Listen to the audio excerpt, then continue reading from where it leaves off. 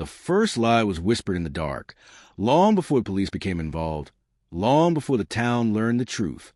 It began the night 17-year-old Malik Turner knelt beside a stranded black Mercedes on a deserted country road and heard the wealthy stranger, Jonathan Reddick, say words that will haunt him forever. No one can know you saw her.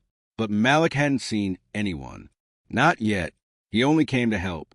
That night was supposed to be simple. Malik was biking home from a late shift at Murphy's Diner, exhausted, drenched in sweat, and thinking only about the upcoming scholarship interview he couldn't afford to miss. The road was silent, lined with tall pines, the kind that swallowed sound. When he spotted the car with its hazard lights blinking, he slowed. Someone was pacing beside it, tall, well-dressed, older, out of place. Malik approached out of instinct. He'd been raised to help people, raised to believe kindness always came back around. He didn't know this would be the night kindness tried to kill him. Jonathan Reddick smiled too quickly when Malik offered help. His suit jacket was undone, his shirt wrinkled, his hands trembling slightly. He looked like a man who was trying too hard to appear calm. Malik didn't notice at first. He focused on the tire, slashed clean through, not punctured. Cut. You didn't hit anything, Malik said. Jonathan swallowed. Just, please get me moving again. I'll pay you. Malik insisted he didn't need money, but Jonathan wouldn't hear it. He watched Malik work, pacing, checking the tree line repeatedly, flinching at every sound. Malik assumed the man was just scared. Rich people weren't used to being stranded at midnight on back roads. Then, when Malik stood up to wipe his hands, Jonathan grabbed his wrist. No one could know you saw her. Malik froze. Saw who? Jonathan's face drained of color. He let go. Nothing. I'm tired. Forget I said it. But something had shifted. The air thickened. Malik felt an unease settle deep in his stomach. The trunk of the Mercedes was slightly ajar. He hadn't noticed that either. Not until later. It should have ended there. Malik finished. Jonathan thanked him, pressed a neat envelope into his hand, and drove away too fast, fishtailing on the gravel. Malik rode home shaken, exhausted, and strangely guilty for reasons he didn't understand. His mother, Sharon, waited at the kitchen table, the house lit by a single lamp. She smelled the fear on him immediately. What happened? Nothing, Malik said, because it wasn't his fear he was feeling. It was Jonathan's. He went to bed, but sleep fought him. The envelope lay on the dresser. He hadn't opened it. Something about it felt wrong, too heavy, too deliberate. By morning, the news broke. A woman was missing. Elena Harrington, 34, last seen leaving a benefit gala at the Harrington estate, the same estate where Jonathan Reddick was a high-ranking financial advisor. Malik's heart clenched. He told himself it was coincidence. But every detail felt like a thread tightening around his throat. That evening, he opened the envelope. $5,000. And a note. Thank you for your help. Forget last night. You never saw me. The story should have ended there too. But curiosity is a slow poison. Malik couldn't let it go. Not when the missing woman plastered across every TV screen had last been seen with the same man whose hands trembled as if he were hiding a corpse. Malik kept rerunning the memory.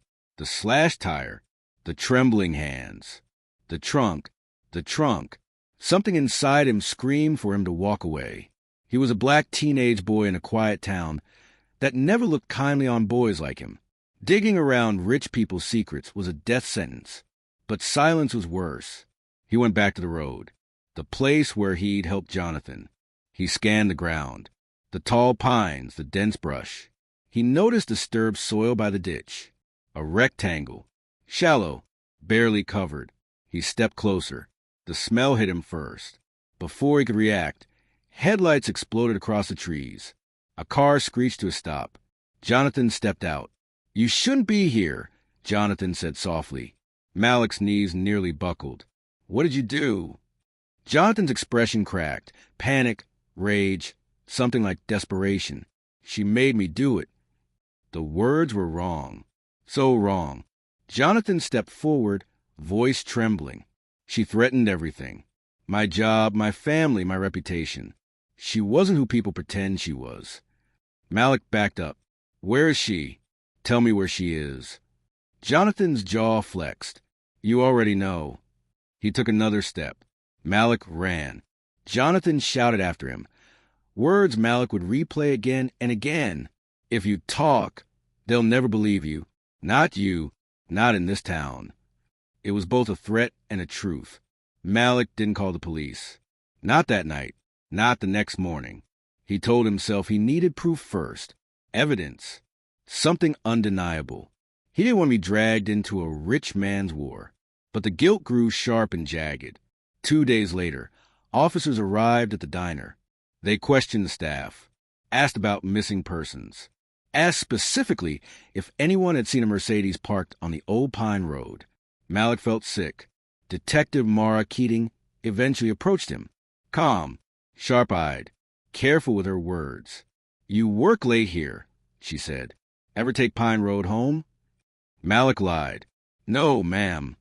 But Mara watched him too closely, as if she saw the live form on his lips. We found something near that road. Mara continued. Clothing, blood, a bracelet. She paused. A witness reported a dark sedan leaving the area in a hurry. Malik's pulse hammered. You think she's dead? We don't rule out anything, she said, especially when powerful men are involved. She left him with a card. When she stepped out, Malik saw Jonathan across the street, leaning on a lamppost, watching, not smiling, not blinking, just watching. Over the next week, Malik felt hunted by two forces, Jonathan's eyes and his own conscience. Jonathan started showing up everywhere, outside the diner, near his house, at the gas station, never talking, always watching. And every night, Malik replayed Jonathan's words. She made me do it. No one will believe you. The twisted part was Jonathan wasn't wrong. The town worshipped men like him, the rich, the powerful, the untouchable. But then the investigation intensified. They found Elena's shoe, then her earring, then her wedding ring, buried near the ditch. Now the police were desperate. Newspapers jumped at theories: jealous spouse, secret lover, kidnapping. The one truth no one considered, the truth standing right under their noses. Malik finally broke. He called Detective Mara. His voice cracked as he told her everything.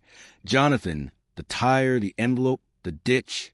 Mara listened carefully, but her expression shifted from concern to something else. Calculation. You're sure the tire was slashed? She asked. Yes. And he mentioned a woman? Yes. And you found the envelope? He handed it to her. She studied the bills. Then the note. Her jaw clenched.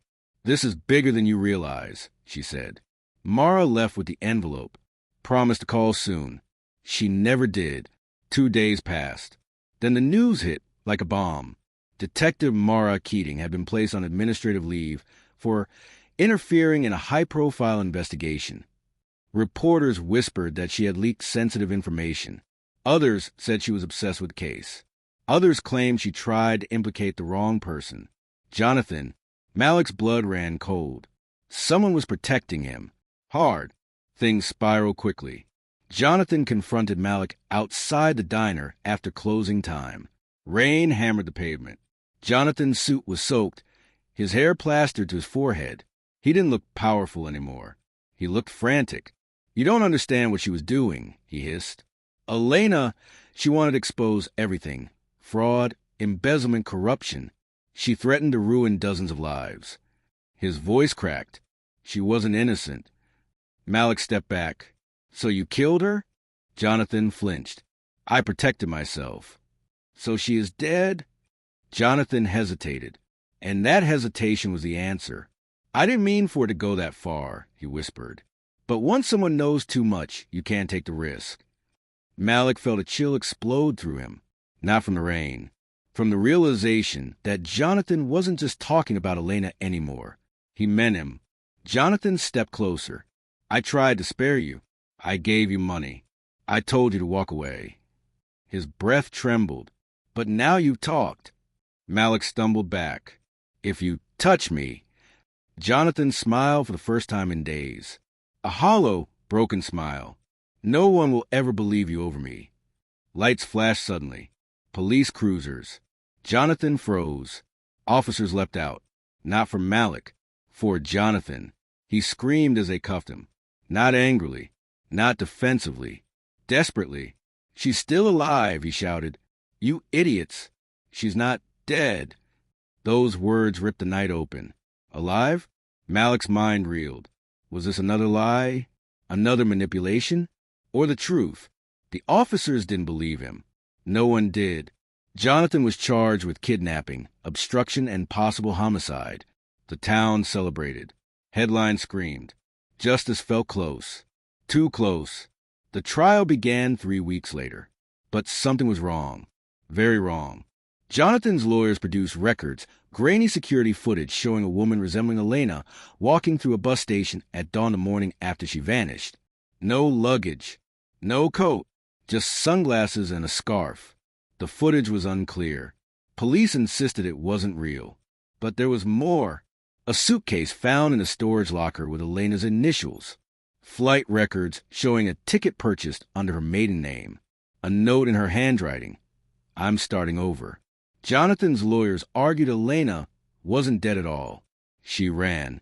The judge was unconvinced. But the jury began to waver. Jonathan watched Malik during the trial. Every day. Eyes cold. Indifferent. As if daring Malik to realize something. What if he wasn't lying? What if she had run? What if someone else had used the chaos to frame him?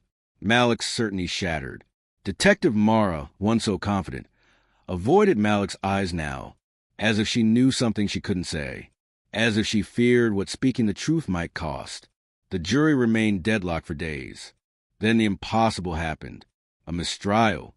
Jonathan collapsed into his chair, sobbing with relief. Malik felt the room tilt. Jonathan walked out a free man. But before he left courtroom, he passed Malik slowly, leaning close, whispering a single sentence. "She's not who you think she is." That night, Malik couldn't breathe. He replayed the words again and again. Something was wrong. Something bigger than him. Bigger than Jonathan. Bigger than the investigation. He finally opened the local news on his crack phone. At the bottom of the page, buried beneath election updates and weather reports, was a tiny story. Unidentified woman spotted in rural bus station. Resembles missing executive Elena Harrington. Police investigating. The grainy still showed a woman's silhouette. Hair hidden. Face obscured. But the body shape. The way she carried her purse. It looked like her. Exactly like her. Malik's chest tightened. Had Jonathan been telling the truth? Had Malik helped condemn an innocent man?